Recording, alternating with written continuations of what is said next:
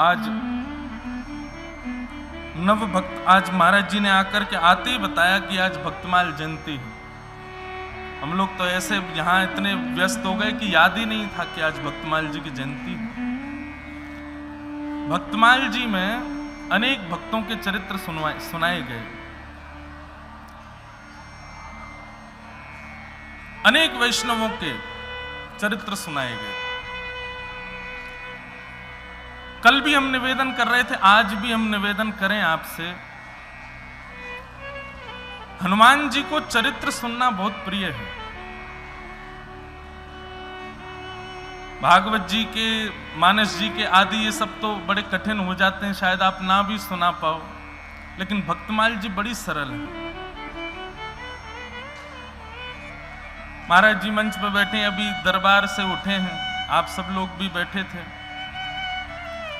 हमें ऐसा लगता है कि यदि हनुमान जी को प्रिय भगवत चरित्र यदि हनुमान जी को नित्य सुनाना कोई प्रारंभ कर दे, भक्तमाल जी के एक भक्त का प्रसंग भी आप यदि हनुमान जी को नित्य सुनाओगे तो फिर जितने संकट हैं, जितनी आदि व्याधि हनुमान जी महाराज सबको कोने कर देंगे। जैसे एक बात ध्यान से सुनना, अब महाराज जी कथा करने कहीं जाएं, हम कथा करने जाएं तो आयोजक लोग कितना ध्यान रखते हैं, कोई असुविधा ना हो, रहने की सब व्यवस्था, इनको कोई दिक्कत ना हो, गर्मी है तो एसी लगाओ, सर्दी है तो हीटर लगाओ, महाराज जी के लिए बढ़िया वाली गाड़ी रखो, बढ़िया भोजन की व्यवस्था रखो, सब व्यास जी को उत्तम व्यवस्था दी जाती है। क्यों? क्योंकि वो हमको कथा सुनाने आए हैं। ऐसे ही हम यदि हनुमान जी के लिए व्यास जी बन जाएं, नित्य हनुमान जी को कथा सुनावें, नित्य हनुमान जी को नवीन नवीन चरित्र सुनावें, तो हनुमान जी पूरी व्यवस्था करेंगे। हनुमान जी फिर ऐसी व्यवस्था करेंगे, बोले भैया ये हमारे व्यास जी हैं, आज कोई नया चरित्र सुनाएंगे, कोई नई बात बताएंगे, इनके लिए उत्तम व्यवस्था करो, इनके लिए कोई दिक्कत होनी नहीं चाहिए। कल भी हम कह रहे थे और हम 7 दिन तक कहेंगे कि गोस्वामी तुलसीदास जी महाराज ने आज इतने सारे ग्रंथ लिखे, लेकिन एक उनकी हनुमान चालीसा सबको याद है। और जहां आप बैठे हैं बागेश्वर धाम, ये हनुमान चालीसा की सिद्ध भूमि है। अन्य कहीं आप, अब ये मैंने महाराज जी से आज्ञा नहीं ली, अपने मन से व्यासपीठ से आ रही है, जैसे महाराज जी को चेतनाएं बुलवाती हैं, शायद ऐसे ही कुछ बात मन में आ रही है कि दुनिया में आप एक हनुमान चालीसा करोगे तो एक ही गिनी जाएगी, लेकिन यहाँ एक करोगे तो मल्टीप्लाई इंटू 100 होगी, 100 के बराबर ही, 1000 के बराबर ही मानी जाएगी। तो सोचो यदि कोई व्यक्ति 108 हनुमान चालीसा कर ले बागेश्वर धाम में बैठ करके, तो सोचो कितनी सारी हनुमान चालीसाओं का फल मिलेगा। लेकिन हम कहना क्या चाहते हैं, आप 1008 हनुमान चालीसा का पाठ करो और एक किसी भक्त का चरित्र या ठाकुर जी का चरित्र हनुमान जी को सुना दो, तो 1008 Hanuman Chalisa is equal to एक ठाकुर जी का चरित्र बराबर बैठेगा।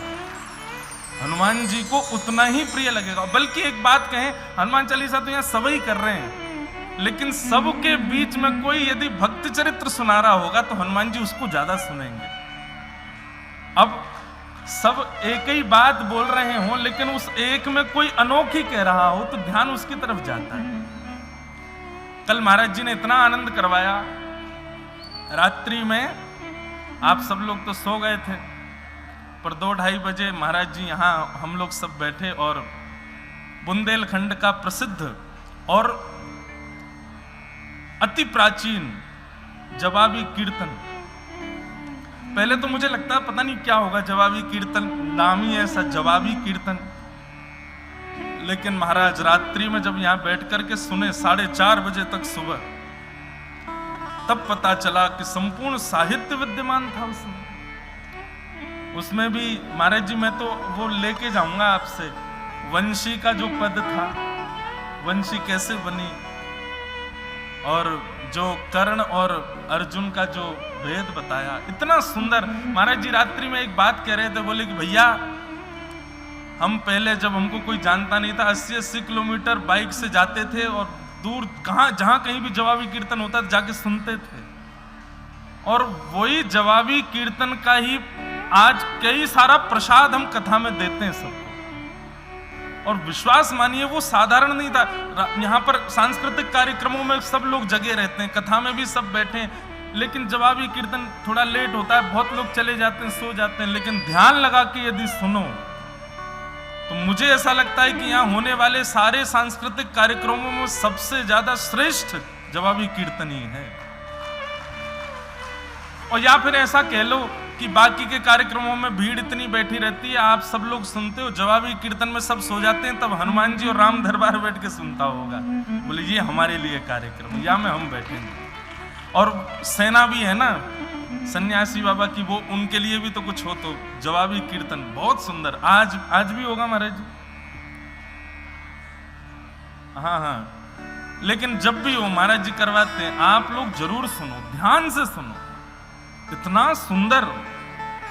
रात्रि 2:30 बजे नींद आ रही थी, सारी नींद उड़ गई सुन करके, इतना आनंद आया।